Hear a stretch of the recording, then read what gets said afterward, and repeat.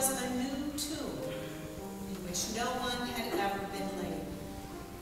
And so, because it was the Jewish day of preparation, and the tomb was nearby, they laid Jesus there. Not at all like it was. Oh, 22 years. Let's see. Yes, this must be the place. It's changed. Again. Yes, this is the place. 22 years. 22 years since I stood here. The place where Jesus died. I'm retired now. No longer a Roman soldier. But back then I was a centurion. A leader of 100 men. The power of life and death over them. I gave the order, and they obeyed. If they disobeyed, the penalty was death. Just as it was for me. 22 years ago, I was the centurion who ran the show at this spot. Power, force, coercion, I did the job. They gave me the orders, and I carried them out.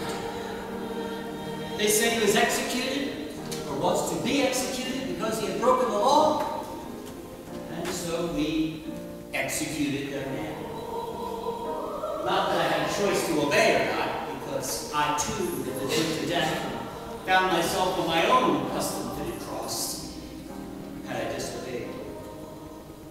But there were no thoughts of disobeying at the time, as I followed my orders and enforced the policies.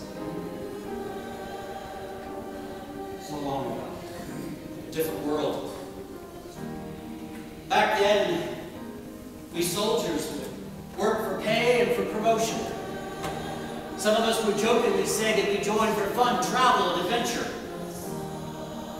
Some other statements that are far truer.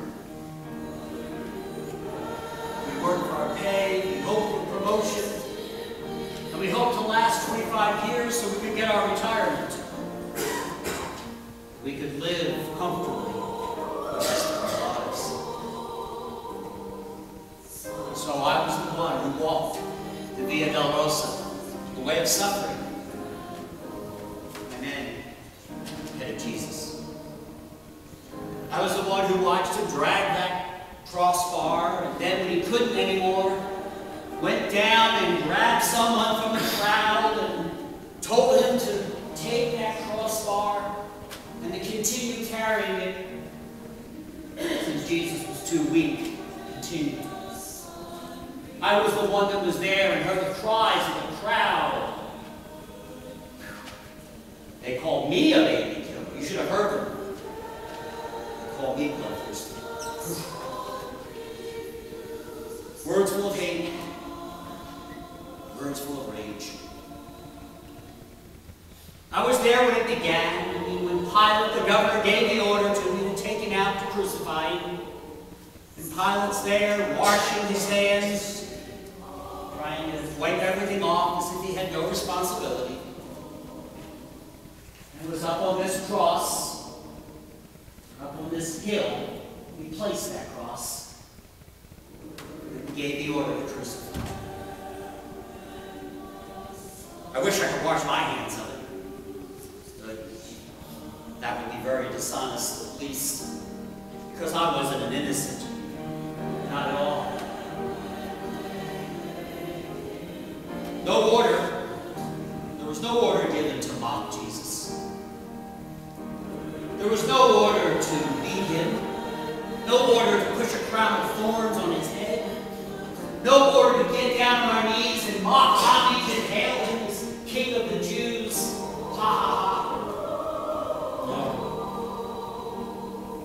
There was no order that did that.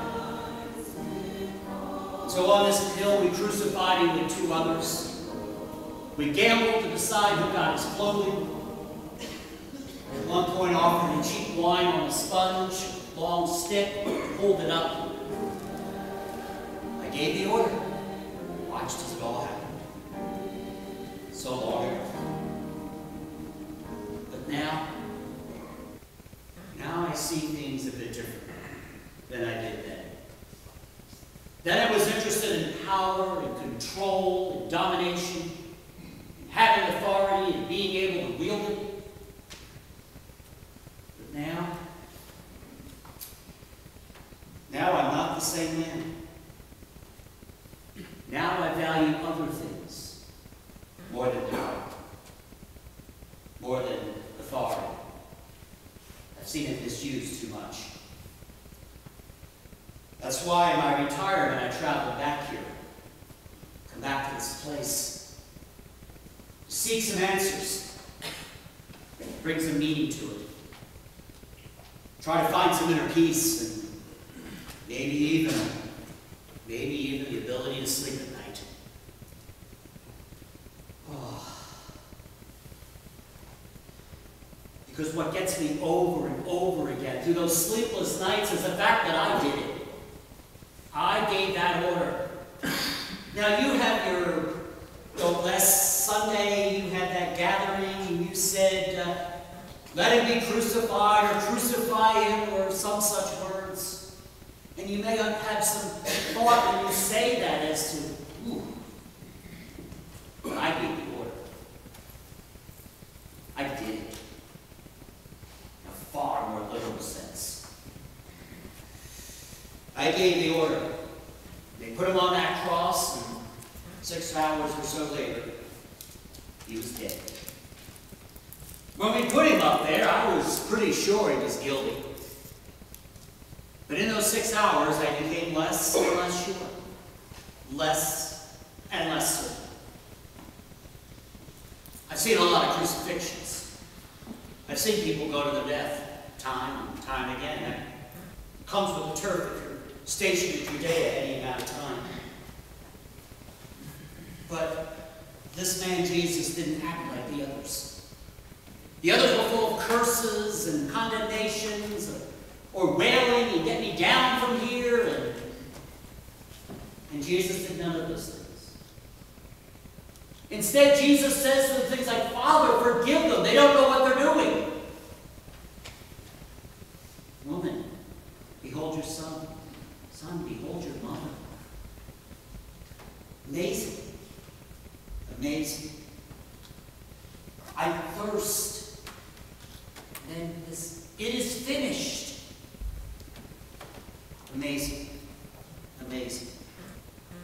I mean, these were not the words you'd normally heard from a dying man on the cross. These were words of someone who cared. Who cared even for his killers. Even for me. For his last words, forgiving all of us. Commending us to God. Back then I thought Rome was the ultimate power. And even worshipped the emperor as a god. That was part of paying taxes. And you paid your taxes and you bowed and did worship to a bust of the emperor, the god likeness of the empire, or some such nonsense. And I thought Rome was everywhere, with its lands and its legions, doing the bidding of our emperor, putting down insurrections, keeping things orderly for Caesar, fulfilling his wishes and wants, at the expense of so many people. And so we sacked cities, and then built roads to them, so that if there was another insurrection, we could get back there even quicker. But I know differently now. I know that the emperor is no god.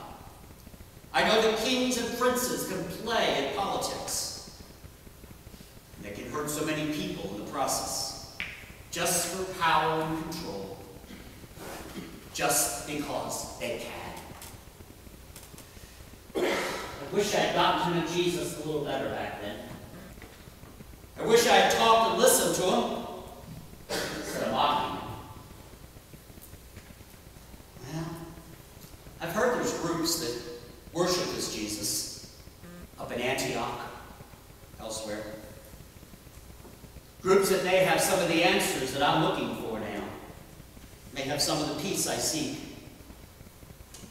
Perhaps I'll seek them out. Learn more about him. About how he could forgive even me from that cross. Something about this God of love that they talk about. Well, it's getting late. I better go. You don't want to be a Roman caught after dark in Palestine.